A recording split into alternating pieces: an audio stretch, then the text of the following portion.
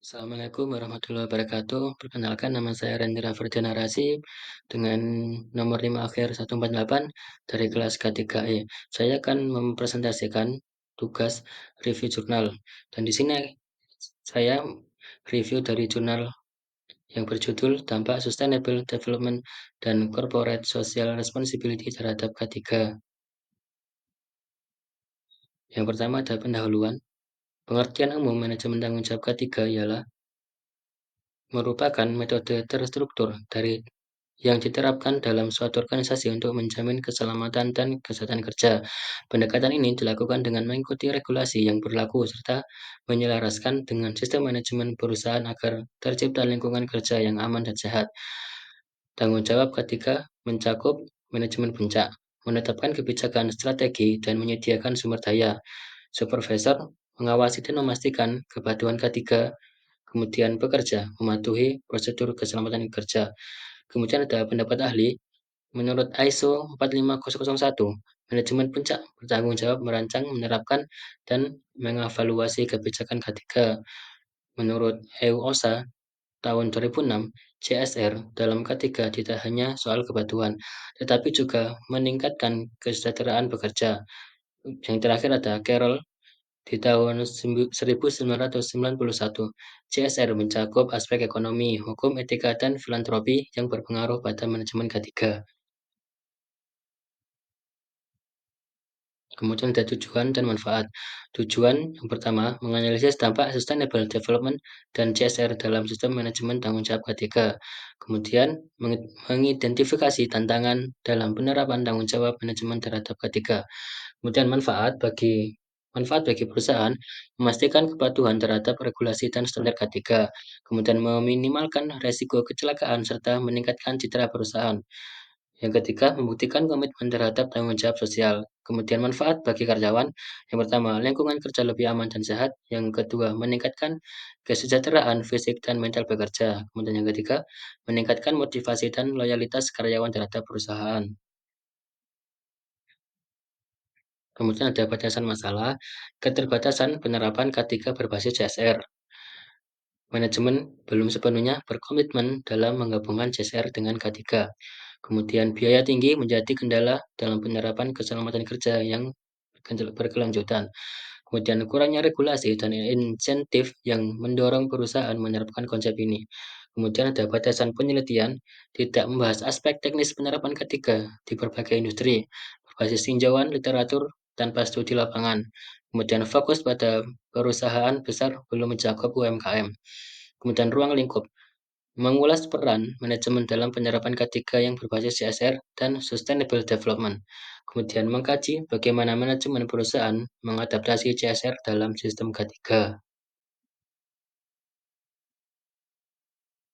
Kemudian ada research gap, yaitu kesenjangan dalam penelitian. Yang pertama ada CSR dan Sustainable Development belum sepenuhnya terintegrasi dalam manajemen K3.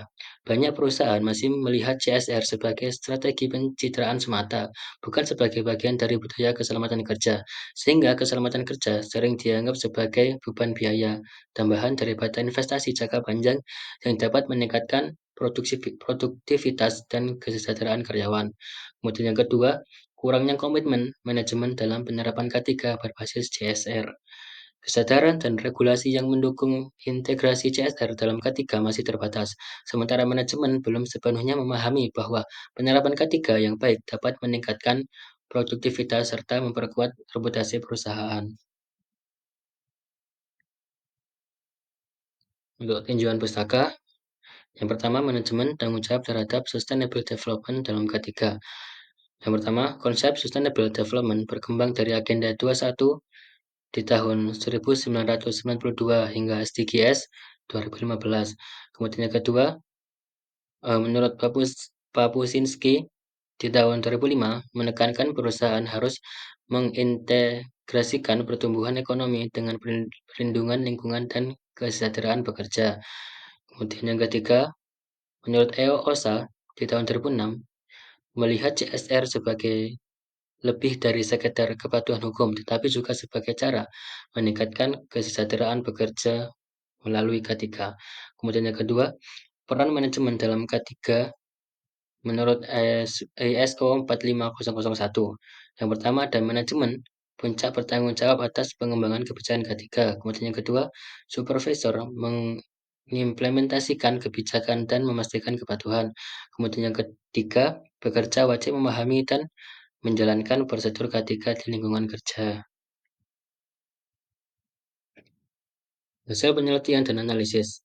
Temuan utama dalam jurnal tersebut ialah yang pertama, CSR dan Sustainable Development berkontribusi pada peningkatan keselamatan kerja, namun penyerapannya masih terbatas.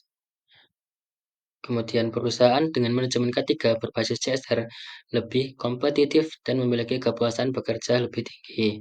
Kemudian yang ketiga, hambatan utama biaya tinggi dalam penyerapan K3 berbasis CSR, kurangnya pemahaman dan komitmen manajemen terhadap perubahan budaya kerja.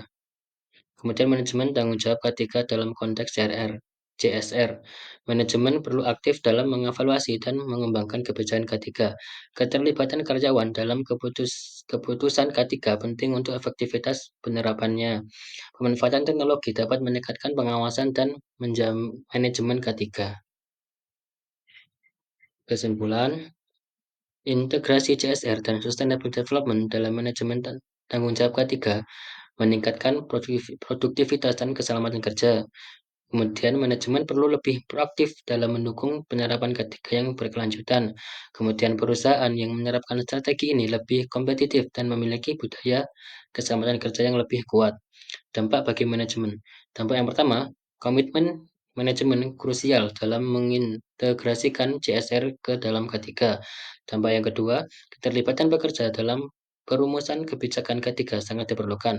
Kemudian dampak yang ketiga, monitoring dan evaluasi rutin penting untuk meningkatkan efektivitas K3 berbasis CSR.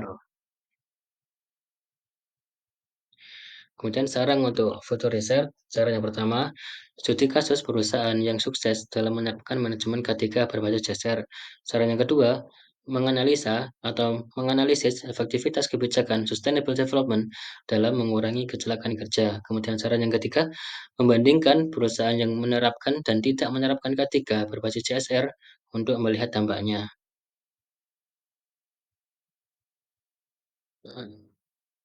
Referensi. Referensi dari jurnal tersebut ada 6. Yang pertama ada Kopitsky di tahun 2023, The Impact of Sustainable Development and Corporate Social Responsibility on Occupational Health and Safety.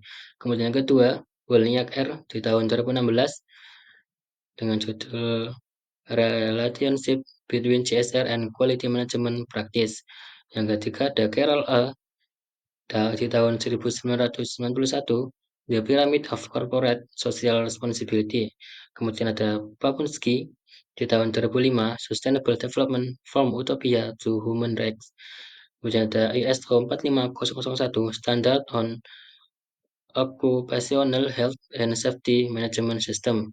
Kemudian yang terakhir, yang keenam, UN General Assembly Resolution di tahun 2015, 2030 Agenda for Sustainable Development. Sekian dari saya. Apabila ada salah kata dari saya sendiri, semoga apa yang saya sampaikan bisa menjelaskan dengan baik.